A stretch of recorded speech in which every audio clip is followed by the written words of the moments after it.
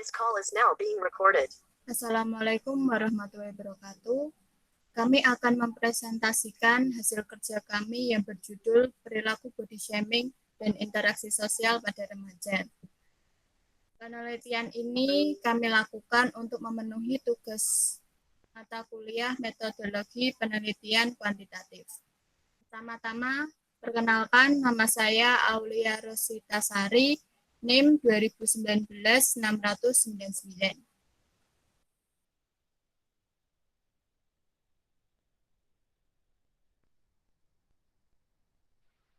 Saya Amatia Sela Ardiana, NIM 2019-697. Saya Gian Sukma Widyastuti, NIM 2019-60-100. Oke, selanjutnya, seiring dengan perkembangan zaman, banyak yang ingin memiliki tubuh secara ideal. Dengan sengaja maupun tidak, banyak orang yang melakukan body shaming. Apa sih itu body shaming? Body shaming adalah perlakuan pemberian kritik, komentar, bahkan membandingkan kondisi fisik orang lain atau diri sendiri. Kemudian menurut Fredison dan Robert, body shaming yaitu ketika seseorang mempunyai sifat sadar diri pada fisiknya yang kurang dengan ukuran ideal dan mempunyai sudut pandang negatif pada diri sendiri yang gagal memenuhi ukuran ideal tersebut. Body shaming itu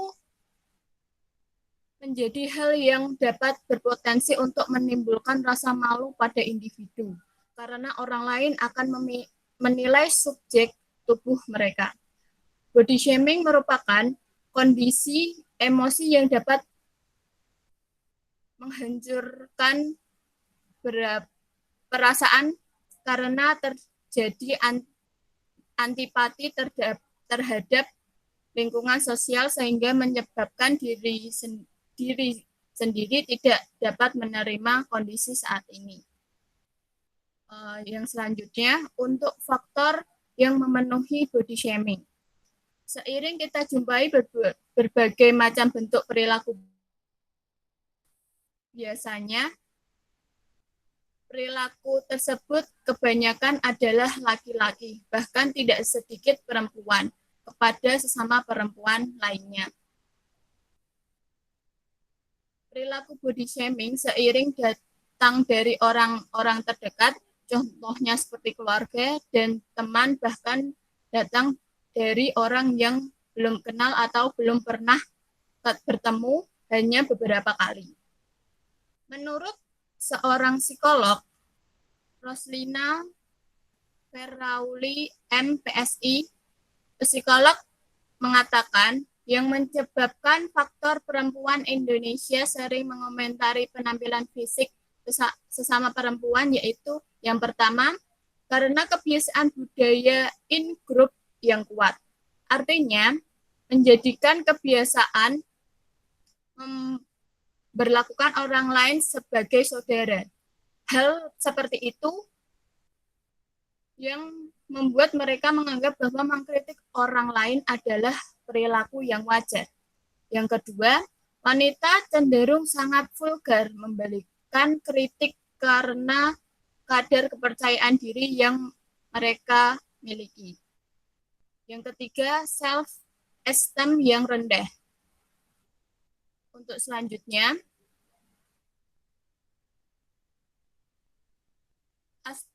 aspek body shaming. Menurut Vargas Cairani 2018, perilaku body shaming dapat diidentifikasi dengan aspek berikut. Yang pertama, mengkritik diri sendiri dan membandingkan dengan orang lain yang mereka anggap ideal.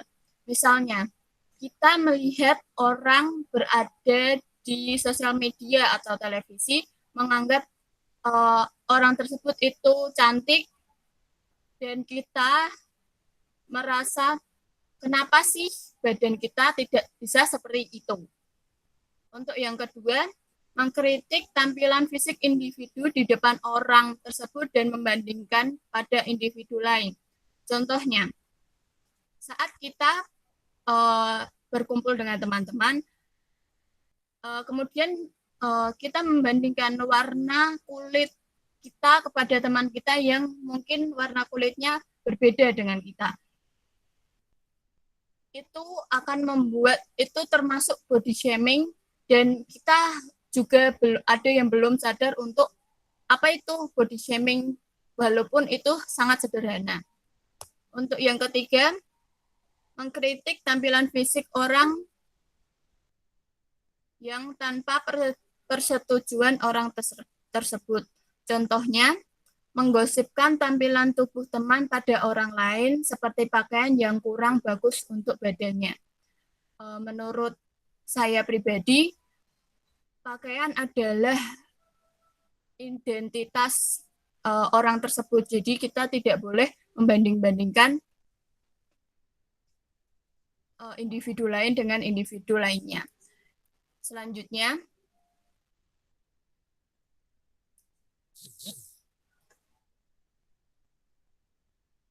dampak body shaming. Perilaku body shaming memberikan beberapa dampak negatif yang kita sadari maupun kita tidak sadari. Yang pertama itu adalah gangguan makan. Individu yang merasa tidak puas pada fisiknya atau bentuk tubuhnya yang tidak ideal akan mengupayakan agar tubuhnya ideal, yaitu seperti menurunkan berat badan. Biasanya kita sering ada yang menggunakan obat dan ada yang menggunakan diet secara ideal dengan maksud ringan dan mengonsumsi makanan yang hanya sayuran saja. Untuk selanjutnya itu ada depresi. Komentar buruk yang terus-menerus diterima ke dalam diri seseorang dapat melemahkan persepsi seseorang dan akan mengganggu kesehatan mental seseorang. Seseorang akan merasa dirinya tidak berguna dan memungkinkan seseorang akan mengalami stres dan seseorang akan mengalami depresi. Bahkan yang lebih parahnya, seseorang akan menjadi korban body shaming dan mengakhiri hidupnya jika seseorang mengalami depresi tersebut. Selanjutnya,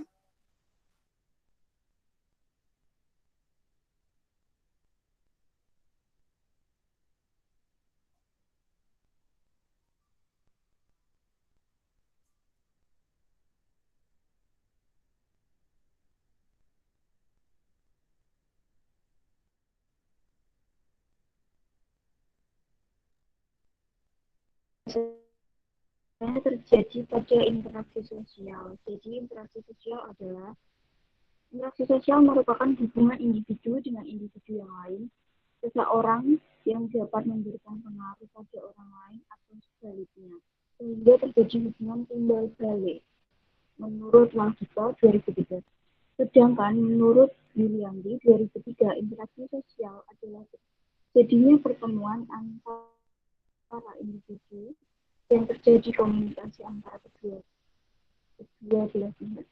Menurut Ahmadji 2004, interaksi sosial merupakan sebuah kunci kehidupan sosial dalam kehidupan bersama.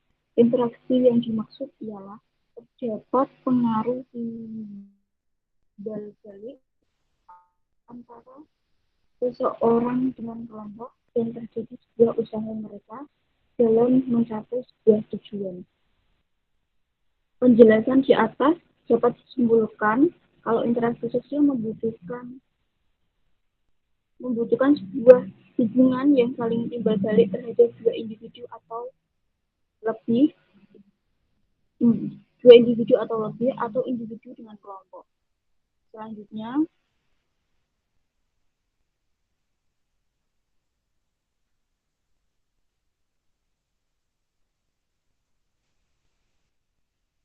ada beberapa faktor yang mempengaruhi interaksi sosial.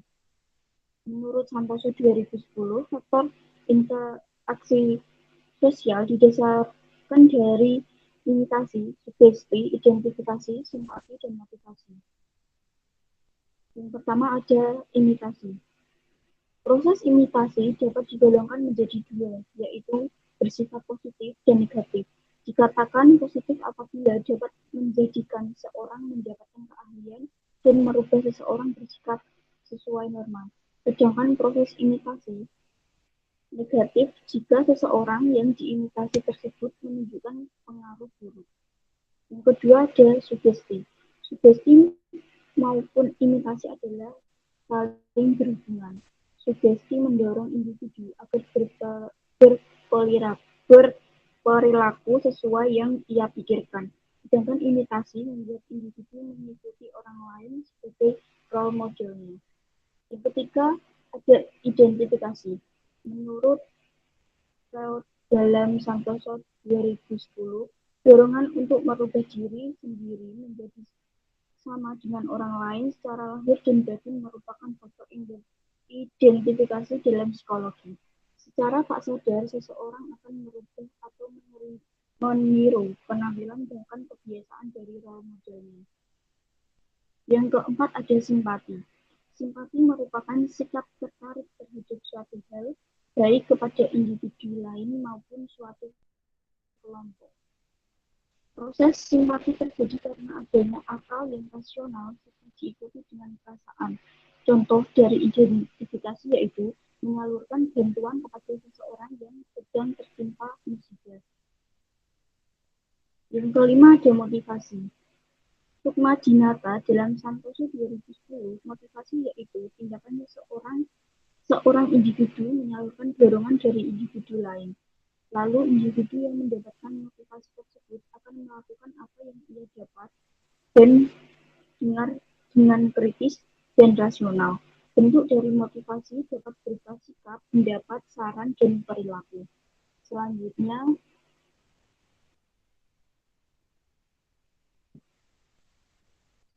ada aspek-aspek interaksi sosial.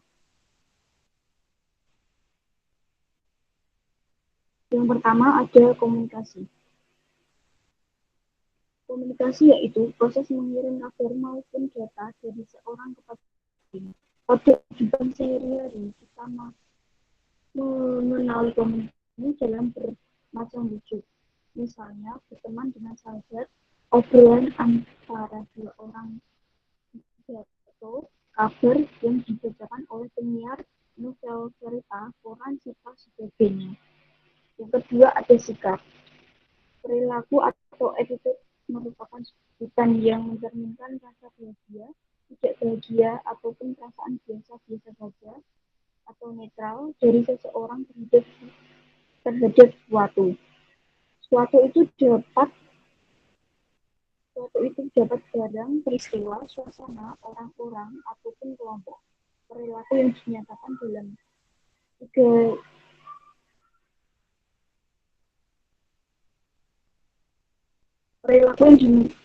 dalam tiga domain ialah affect, ialah perasaan yang timbul. Kedua, behavior, ialah sikap yang menjajaki perasaan itu. Ketiga, cognition, ialah evaluasi terhadap objek sikap. Yang ketiga ada tingkah laku kelompok. Teori yang awal dikemukakan oleh tokoh-tokoh psikologi dari aliran klasik ialah kalau tingkah laku kelompok ialah sekumpulan orang serta tingkah laku kelompok merupakan gabungan dari tingkah laku individu secara bersama-sama. Teori yang kedua dikemukakan oleh Gustav Le Bon. Kalau tingkah laku kelompok ialah kalau apabila dua orang ataupun lebih berkumpul di suatu tempat tertentu, mereka hendak menunjukkan sikap yang sama sekali berbeda dari ciri-ciri tingkah laku individu itu tiap-tiap. Yang keempat, terdapatnya kontak sosial. Terjalin apabila terdapat ikatan dengan pihak lain. Dalam ikatan kontak sosial mempunyai tiga wujud, ialah ikatan antar perorangan, ikatan antar orang yang dengan kelompok, ikatan antar kelompok. Ikatan ini dapat terjalin apabila kita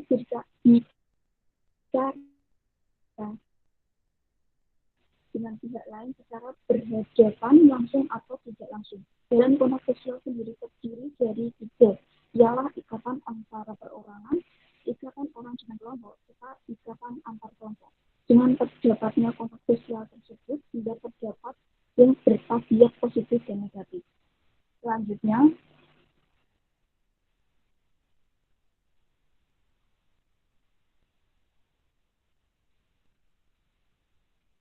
selanjutnya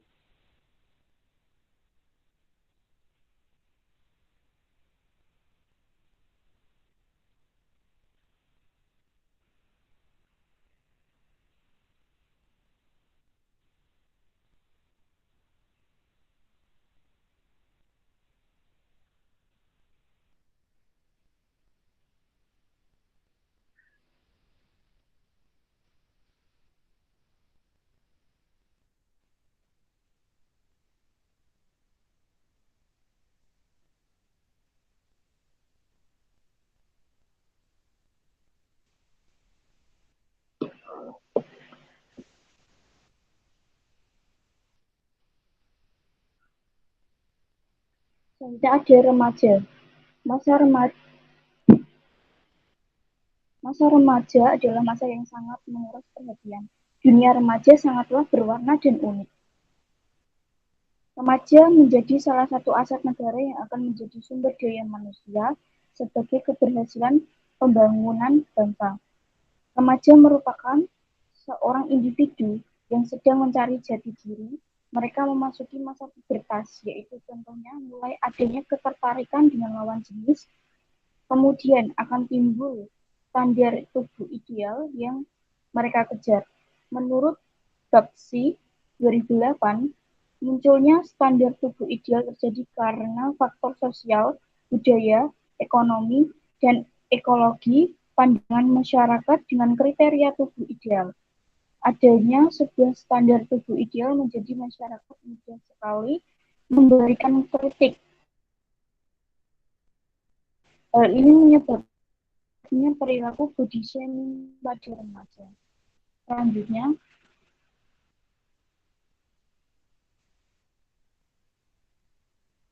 metode penelitian, tipe penelitian. Pada penelitian ini menggunakan penelitian berupa penelitian deskriptif kuantitatif. Penelitian ini bertujuan untuk mengumpulkan data berupa angka dan diolah serta dianalisis kembali agar memperoleh informasi ilmiah di balik angka itu.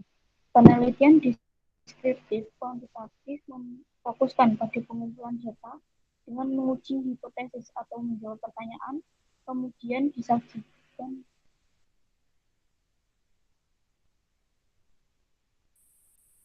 kok metu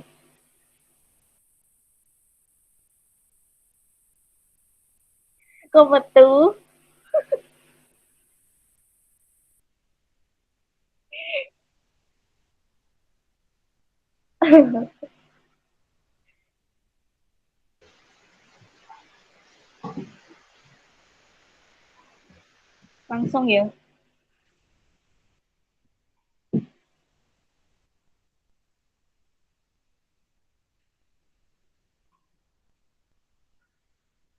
Langsung ya.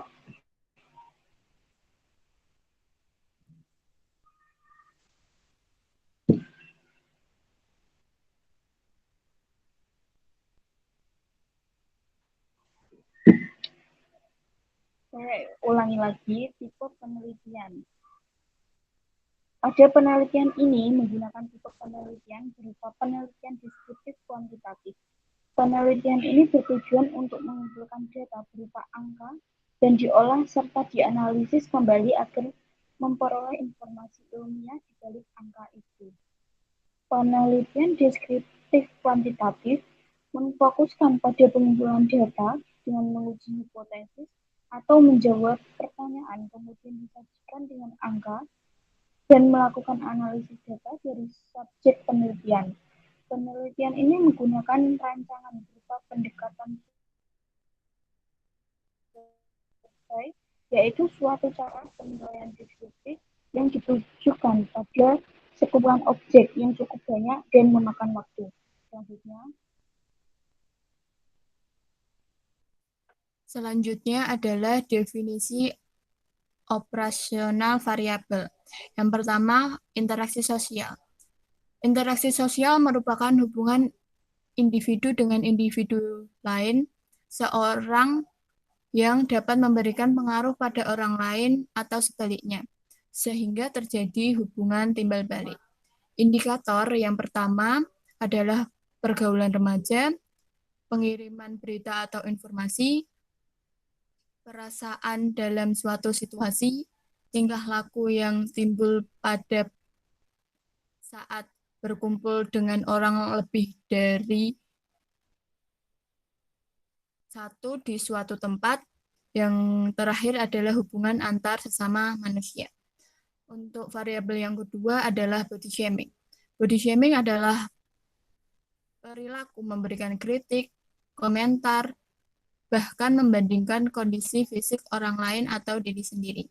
Indikatornya adalah yang pertama, penampilan fisik, kedua, tingkat kepercayaan diri, dan yang ketiga, kesehatan mental. Selanjutnya,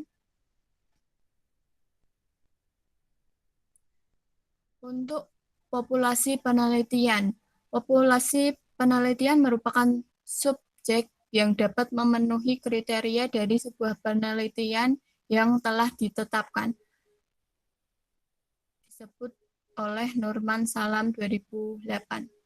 Populasi yang menjadi fokus penelitian ini merupakan remaja di Provinsi Jawa Tengah sebanyak 45 remaja. Untuk teknik pengumpulan sampel, teknik secara acak atau random. Cara ini di mana subjek memiliki kesempatan yang sama untuk menjadi subjek studi. Subjek tersebut tidak dibatasi dengan hal tertentu yang mampu menyebabkan mereka tidak menjadi subjek riset. Acak sederhana ialah suatu cara mengambil sampel maupun elemen secara acak, di mana setiap elemen maupun anggota populasi ada peluang yang sama untuk terpilih sebagai sampel atau subjek riset. Metode ini sesuai untuk subjek yang kategori homogen, yakni ciri diantaranya subjek tersebut relatif sama. Peneliti menggunakan sampel remaja sebanyak 45 orang. Yang selanjutnya, instrumen penelitian.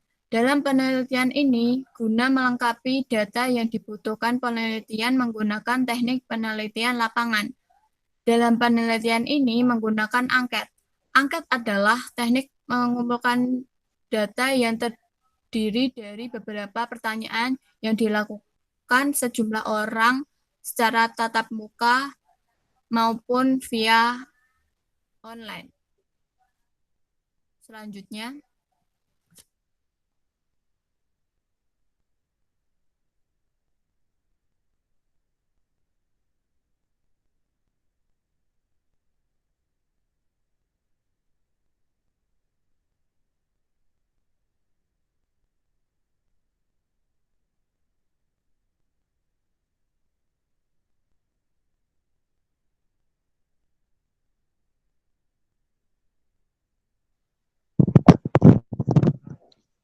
Selanjutnya, orientasi kancah penelitian. Penelitian menjangkau remaja pada Provinsi Jawa Tengah dengan 45 orang remaja. Yang harus pertama dilakukan agar penelitian berjalan dengan lancar adalah penentuan tempat di mana penelitian tersebut dilaksanakan dan menyiapkan segala sesuatu yang dibutuhkan dalam pelaksanaan penelitian. Di masa pandemi virus seperti ini, peneliti memutuskan menggunakan Google Form sebagai tempat pengambilan survei kepada seluruh subjek. Alasan penelitian ini mengambil populasi remaja karena menurut pengamatan kami bahwa perilaku body shaming sebagian besar dilakukan oleh para remaja milenial. Sebelum melakukan penelitian, terlebih dahulu peneliti meminta izin kepada dosen mata kuliah metode penelitian selanjutnya.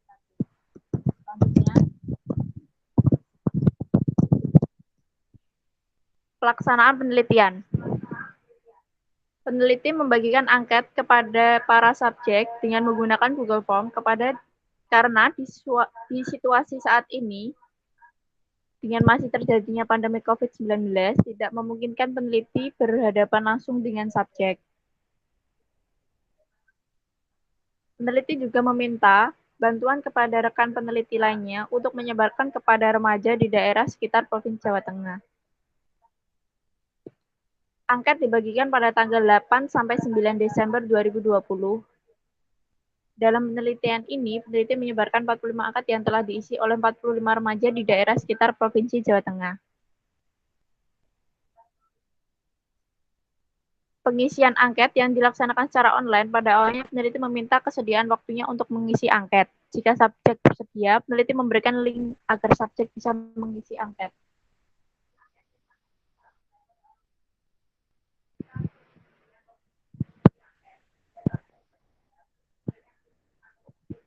Selanjutnya, hasil penelitian.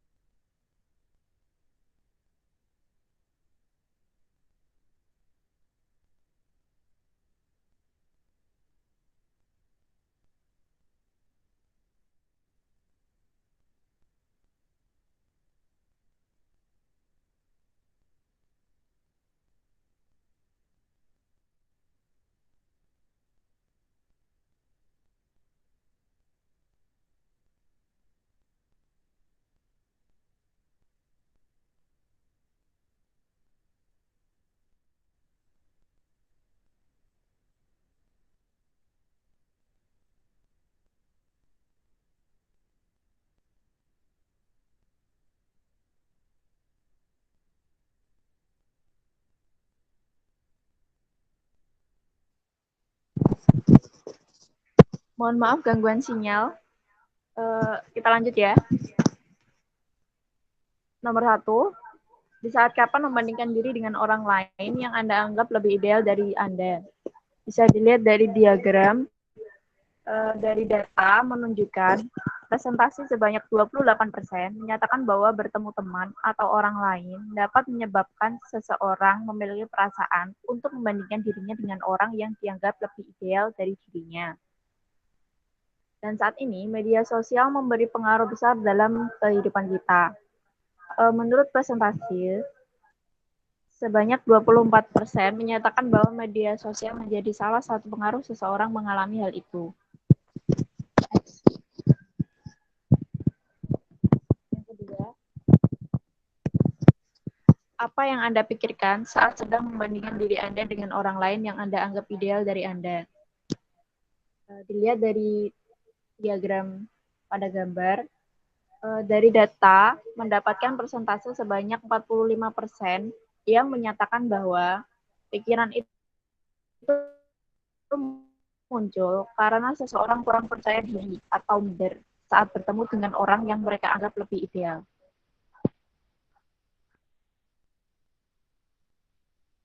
Yang ketiga, bagaimana perasaan Anda ketika sedang mengkritik diri Anda sendiri dan membandingkan dengan orang lain yang mereka anggap ideal?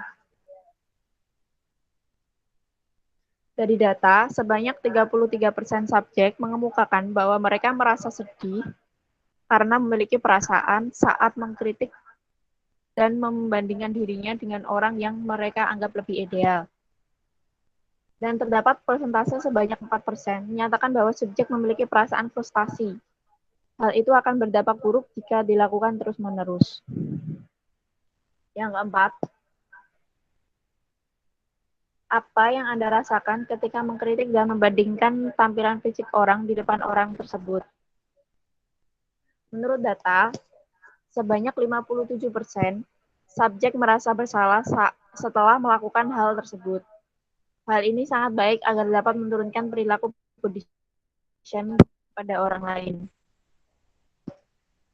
Yang kelima, apa yang Anda pikirkan ketika mengkritik tampilan fisik seseorang? Sebanyak 33% menyatakan yang mereka lakukan hanya bercanda. Kebiasaan baru remaja saat ini menurut yang kami amati ialah kebiasaan bergurau atau bercanda yang kelewat batas. Dapat menjadi dampak buruk pada kehidupan orang lain. Hal ini sebaiknya dapat dihindari untuk mengurangi tingkat perilaku body shaming dalam berinteraksi.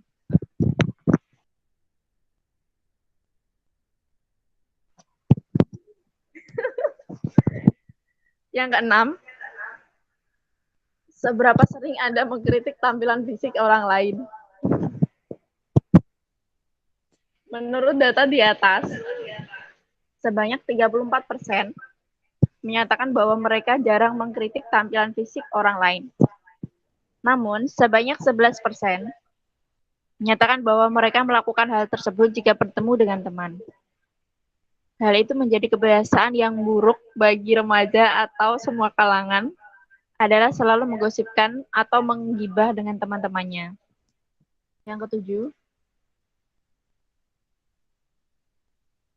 apa yang Anda rasakan ketika mengkritik tampilan fisik seseorang di depan orang tersebut dan membandingkannya dengan orang lain? Dari data, sebanyak 19% remaja menyatakan bahwa sedih dan biasa saja. Namun sebanyak 17% mereka menyatakan memiliki perasaan yang kecewa. 8. Di mana Anda mengkritik tampilan fisik orang lain?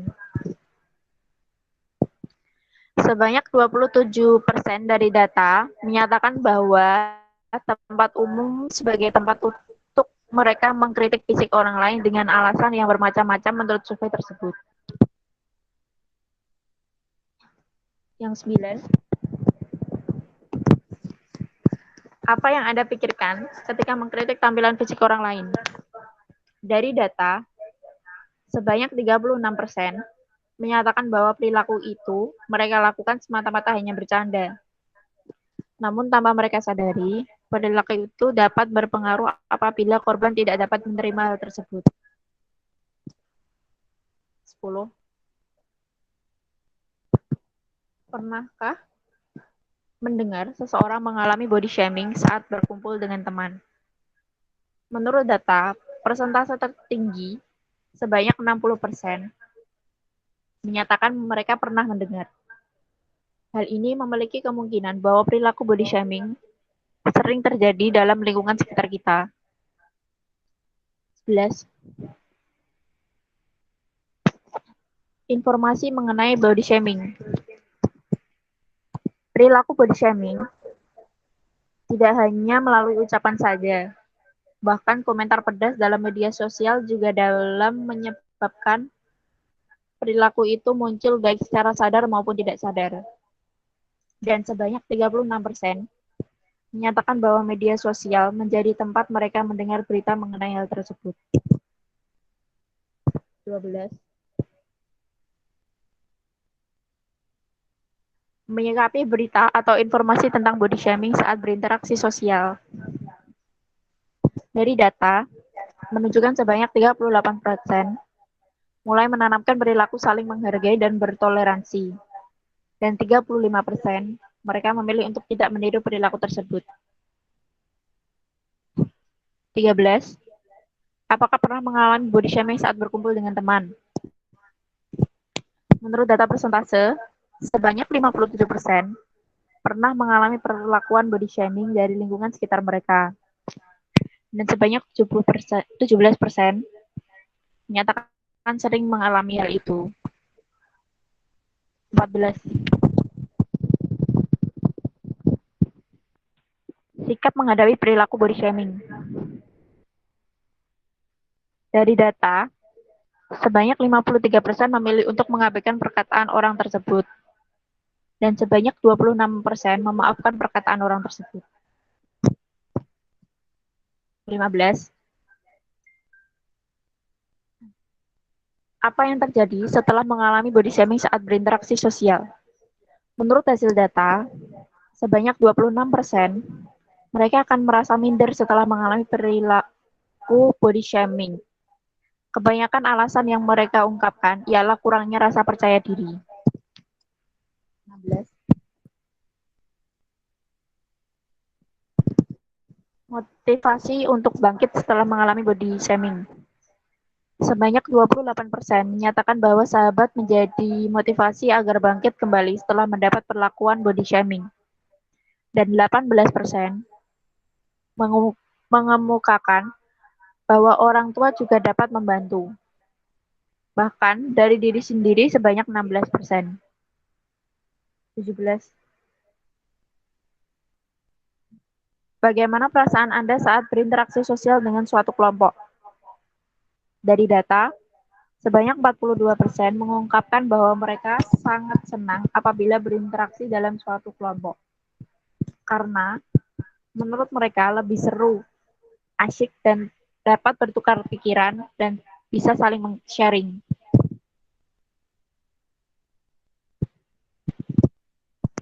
18. Bagaimana jika ada teman yang mengalami body shaming? Menurut data, sebanyak 34% menyatakan untuk memberi semangat agar korban tidak depresi atau stres, dan sebanyak 28% menyarankan untuk membiarkan saja. 19. Seberapa sering mengalami body shaming? Menurut data yang dimiliki, sebanyak 53% tidak terlalu sering mengalami body shaming, tetapi perilaku body shaming tetap ada hingga saat ini. 20. Tindakan apa yang diambil untuk pelaku body shaming? Sebanyak 38% dari remaja tidak mengambil tindakan. Namun, 34% dari mereka memilih untuk memaafkan saja dengan alasan bahwa memaafkan lebih baik daripada melawan.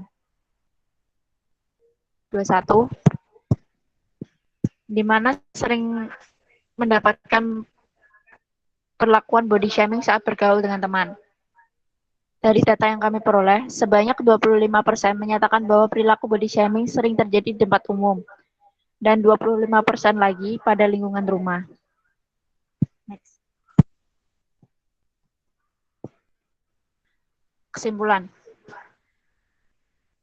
Penelitian ini merupakan penelitian kuantitatif yang mengkaji mengenai perilaku body shaming dan interaksi sosial pada remaja.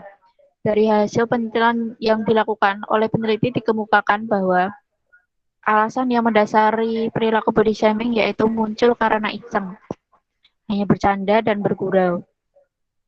Dan perilaku tersebut sering terjadi pada tempat umum, media sosial, dan lingkungan rumah. Meskipun begitu, korban yang mengalami perilaku body shaming cenderung mudah memaafkan pelaku dan membiarkan perkataan pelaku, namun tetap saja korban akan terus memiliki perasaan minder, kurang percaya diri jika ada seseorang yang mengkritik dirinya.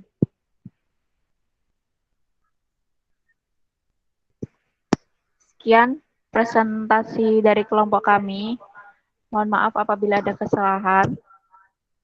Wassalamualaikum warahmatullahi wabarakatuh.